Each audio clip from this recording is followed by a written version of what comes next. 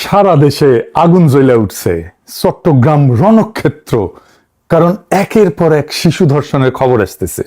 গত 7 দিনে 5 জন শিশু, মিরপুরে 7 বছরের একজন, সিলেটে 4 বছরের, ঠাকুরগাঁয়ে 4 বছরের, মুন্সিগঞ্জে 10 বছরের, চট্টগ্রামে 4 বছরের, সবাইকে ধর্ষণ করা হয়েছে। নির্মমভাবে রামিসাকে হত্যা করা হয়েছে। 2019 থেকে 2021 এই 3 বছর আইন এবং সালিশ কেন্দ্রের হিসাবেই প্রায় 2778 জন শিশু ধর্ষণের শিকার, যা গত 10 বছরের মোট সংখ্যার প্রায় অর্ধেক। 2020-এ 1018 জন শিশু ধর্ষণের শিকার হয়েছিল হাসিনার আমলেই। আমরা তো 5 জন দেখে হাহাকার করতেছি, তাই না? দেখেন কত কত সংখ্যায় ধর্ষিত হয়েছে। তার মানে ধরেন প্রায় প্রত্যেক 2 দিনে 3 জন করে শিশু ধর্ষিত হইতেছে। ভিকটিমদের বয়স দেখলে স্তম্ভিত হয়ে যাইতে হয়। 49 ছিল 0 থেকে 6 বছরের, 94 জন ছিল 7 থেকে 12 বছরের। চিন্তা করতে পারেন, 103 জন কিশোরী। গত 10 বছরে অন্তত 318 জন শিশু ধর্ষণের পর হত্যার শিকার হয়েছে। হাসিনা মায়া কান্না করতেছে, ওর নাকি খুব কষ্ট হইতেছে, ওর আমলে সবচেয়ে বেশি হয়েছে। দেখেছেন, এইটার তো একটা সামাজিক রাজনৈতিক একটা কারণ আছে, কিন্তু একটা প্যাটার্ন দেখা যাচ্ছে। এই সবগুলো ঘটনা মিলে কিছুদিন ধরে কিছু ঘটনা ঘটতেছে। আমি এক এক করে আপনাদেরকে বলতেছি। শিলং সালাউদ্দিনের একেবারে মাটিতে হুতায় দিছে। দেখেন পাবলিকে ভুয়া ভুয়া করতেছে চারপাশে ঘিরে ধরে।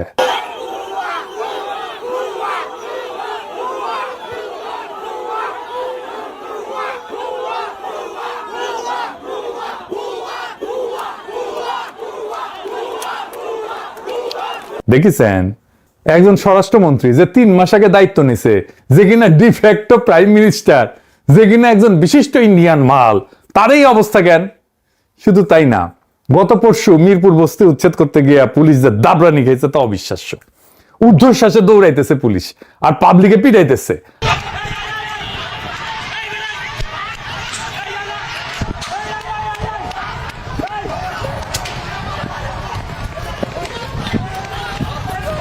হাসিনার পুলিশ দাবরানি খাইছে 3 টার্মের পরে, আর বাংলার লুথার কিং এর পুলিশ দাবরানি খাইলো 3 মাসের মধ্যে। রামিসার হত্যাকাণ্ডের বিচারের দাবিতে সারা দেশে হইতেছে বিক্ষোভ। দেখেছেন,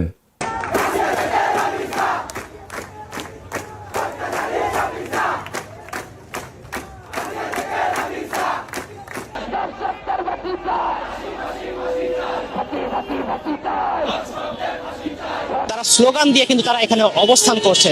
তাদের দাবি, তারা দ্রুত রামিসা হত্যার বিচার চাই। কারণ হচ্ছে এই ধরনের হত্যাকাণ্ড, এই ধরনের পাশবিক ধর্ষণের পর হত্যাকাণ্ড, এই ধরনের ঘটনা যদি দ্রুত বিচার না হয়, তাহলে এই ধরনের ঘটনা সারা দেশব্যাপী বিভিন্ন সময় বিভিন্ন জায়গায় ঘটতে থাকবে। যার কারণে তারা এই ঘটনার সুষ্ঠু তদন্ত করে এবং দ্রুত বিচার চায়। এর মধ্যে বাইট স্কুলের ছাত্ররা রণক্ষেত্র বানাইলো। দেখেন, চেয়ারম্যান অপমান করেছে এক ছাত্রীকে, সে ছাত্রী আত্মহত্যা করেছে। দেখেছেন কি অবস্থা করেছে চেয়ারম্যানের। স্কুলের চেয়ারম্যানের অবস্থা আপনারা দেখতে পাচ্ছেন। উদ্ধার করতে গেলে ব্রাইট স্কুলের চেয়ারম্যানকে শিক্ষার্থী অভিভাবকরা এভাবে মারধর করেন এবং পুলিশ উদ্ধার করতে গিয়ে হিমশিম খান। চট্টগ্রামে কিন্তু কোনো রাজনৈতিক দল নামে নাই, নামছে সাধারণ মানুষ। আমি খোঁজ নিয়ে জানছি, লীগের পোলাপান কিছু ঢুকিছিল এই চান্সে, ওরা তো চান্স নেবেই। কইছিলাম বিএনপি রে আসেন ডলা দিয়া ওগরে ওগরে আপার কাছে পেটে দিই না, তখন ওদের ভোট লাগবি, ভোট এখন খাও মারা। এই শিলং সালাউদ্দিনের সব হ্যাডম ফুস করে নিবে গেল। দেখেছেন, এরপর উই আর মন্ত্রণালয় চালাবার পারবি। সে স্টেডিয়ামে যায়, ভুয়া ভুয়া স্লোগান ওঠে। সে ভিকটিমের বাসা যায়, ভুয়া ভুয়া স্লোগান ওঠে। তার পুলিশ খায় দাবরানি, উই শেষ। রাস্তায় আজ থেকে শিলং সালাউদ্দিনের পদত্যাগের দাবি শোনা যাবে। আমি কয়ে দিলাম, দেখেন আজকে থেকে শুনবার পারবেন। মানুষ উৎসাহ সহকারে সাপোর্ট দিবি। আর এটা শিলং সালাউদ্দিন অ্যাচিভ করেছে জুলাইয়ের সাথে গাদ্দারি কইরা। মানুষ হেভি বিলা হয়ে আছে ওর উপরে। ওকে পাইরা ফেলতে পারলে মানুষ মহামজা পাবি। 1 সপ্তাহ অন্তত 5টা আলাদা ফ্রন্টে সরকারের কর্তৃত্ব চ্যালেঞ্জ হয়েছে, আর এইটা ক্ষমতা নেওয়ার 3 মাসের মধ্যে। এখন দেখেন সরকার একা। ইউনূস সরকার কিন্তু এমন বেড়াঝাড়া করে ফেলে নাই। আমি কইতেছিলাম এই সরকার জনগণের সমর্থন হারাইতেছে দ্রুত, তার ভিজুয়াল সিগন্যাল পাইতেছেন এখন সবাই। দেখেছেন, বাংলার লুথার কিং দেশে ফিরে কইছিল নাগরিকের জন্য নিরাপদ জীবন নিশ্চিত করবে। এটা ছিল তার সেন্ট্রাল স্লোগান। এটা নিদারুণ ভাবে ব্যর্থ হয়েছে। যাই হোক, আমাদের শিশুদের জীবন কেমনে নিরাপদ রাখবো সেটা নিয়ে আলাপ করি। আমরা যদি ডেটা দেখি তাহলে দেখবো মাত্র 3.5% ধর্ষণ মামলা আদালত পর্যন্ত যায় এবং এর মধ্যে মাত্র 0.37% মামলায় শাস্তি হয়। 0.37, 1%ও না, 0.5%ও না। মানে প্রত্যেক 10,000 ধর্ষণে মাত্র 37 জন শাস্তি পায়। 10,000-এ 37 জন, বাকি 9,963 জন মুক্ত। অপরাধ করলে ধরা পড়বে না, আর ধরা পড়লে শাস্তি হবে না। এই জন্য রামিসার বাবা বলছে আমি বিচার চাই না। বিচার করেন নাই আপনারা। আমি কিছুই চাই না, বিচার আপনারা করতে পারবেন না। আপনাদের এই ধরনের কোনো রেকর্ড নাই, আপনারা পারবেন না। আমার মেয়েও ফিরে আসবে না। আপনারা বিচার করতে পারবেন? পারবেন না। আপনারা কোনো এক্সাম্পল দাঁড় করাতে পারবেন? পারবেন না। আমার থেকে স্টেপ নেবেন, স্টেপে লিখে নেবেন? পারবেন না। আপনারা পারবেন না। আপনারা পারবেন না। এটা বড় জীবন 15 দিন, এরপর আরেকটা বড় কোনো ঘটনা পড়বে, এটা চলে চলে যাবে, শেষ। শেষ এটা। শুনেছেন 2024-এর জুলাই আগস্টের পর সরকার বদলাইছে দুইবার, একবার না। কিন্তু আদালত, পুলিশ, উকিল এই কাঠামো এটা বদলায় নাই। 15 বছরের অবিচারের যে মেমোরি, যে স্মৃতি জনতার মনে আছে, অপরাধীর মনেও আছে। সেই জন্য রামিসার বাবা বলে আমি বিচার চাই না, আর যে অপরাধী সে অপরাধের পর অপরাধ করেই যায়। আমাদের বিচারের হার 100% করতে হবে। বিচারের এডিটেড ফুটেজ প্রচার করতে হবে, রায় হবে প্রকাশ্যে। বাংলাদেশে বাঙ্গুদের মধ্যে একটা ধারণা আছে দ্রুত বিচার মানে অবিচার। শুনেন শিলং সালাউদ্দিন কি বলে। আমরা এখন মধ্যযুগে নাই, আমরা আধুনিক যুগে। আইন সংস্কারটা একটা চলমান প্রক্রিয়া। সমাজের চাহিদা অনুসারে, সময়ের চাহিদা অনুসারে সকল আইনকে আপ টু ডেট করতে হয়। আবার কিছু কিছু ক্ষেত্রে এটাও চিন্তা করতে হয় যে খুব সংক্ষিপ্ত বিচারের মাধ্যমে আবার অবিচার করা হচ্ছে কিনা। শুনেছেন আমেরিকায় 6 মাসের মধ্যে অধিকাংশ বিচার সম্পন্ন হয় কেমনে? বাংলাদেশে কেন 5 থেকে 7 বছর লাগবে? আসিয়ার মৃত্যুর পর তদন্তের সময়সীমা 30 দিন থেকে কমায় 15 দিন করছে এবং বিচার শেষ করার সময়সীমা 180 দিন থেকে কমায় 90 দিন করছে। 90 দিনের মধ্যে বিচার করতে হবে সবগুলো কেসের। মামলা কেন দেরি হয় জানেন? আসেন সেটা একটু দেখি। ফরেনসিক ক্যাপাসিটি সবচেয়ে জরুরি এবং এটা নিয়ে কেউ কথা বলে না। বাংলাদেশের ন্যাশনাল লেভেলে একটাই ডিএনএ ল্যাব আছে, ঢাকা মেডিকেলের NFDPL। 2006 থেকে মার্চের 2025 পর্যন্ত প্রায় 35,000 স্যাম্পল আসছে 10,885টা মামলা থেকে। 35,000 স্যাম্পল 10,885টা মামলা থেকে। তার মানে একটা মামলা থেকে 3টার মতো স্যাম্পল আসছে, যার মধ্যে 65% হইতেছে ধর্ষণের মামলা। সিআইডির একটা আছে আলাদা। এই দুইটা দিয়া পুরা দেশের কাজ চলে। ফলাফল কি? 2024-এর শেষ পর্যন্ত 789টা মামলার তদন্ত আটকায় আছে শুধুমাত্র ডিএনএ রিপোর্টের জন্য। তাইলে চিন্তা করেন, শুধু ডিএনএ রিপোর্টের জন্য মামলা আটকে আছে। বছরের পর বছর ভিকটিমই মারা যায়, সাক্ষী পাল্টায়, আসামি জামিনে বাইরে হয়ে যায়।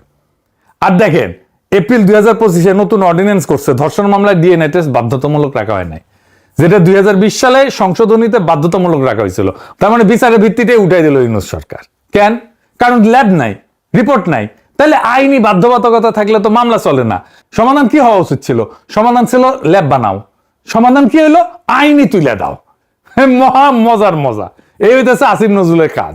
আমাদের প্রত্যেকটা বিভাগে একটা করে মোট 8 থেকে 10টা পুরোপুরি সজ্জিত ফরেনসিক ল্যাব দরকার। 15 দিনের মধ্যে ডিএনএ রিপোর্ট আসতে হবে। আর কি করতে হবে?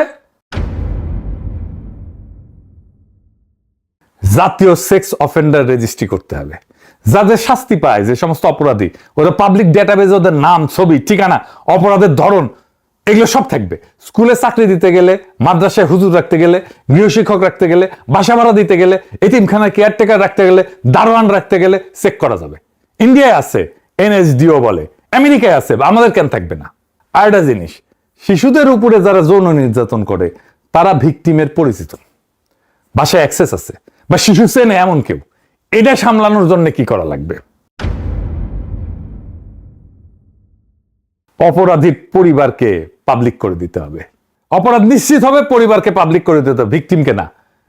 দেখেন এখন কি হয়, গ্রামে 4 বছরের মেয়ে ধর্ষিতা হয়েছে, মেয়ের পরিবার গ্রাম ছেড়ে পলায়, মেয়ে স্কুল বদলায়, নাম বদলায়, ছোট বোনের বিয়ে আটকায়, বাবা মসজিদে যাইতে পারে না, ধর্ষক সে গ্রামে থাকে।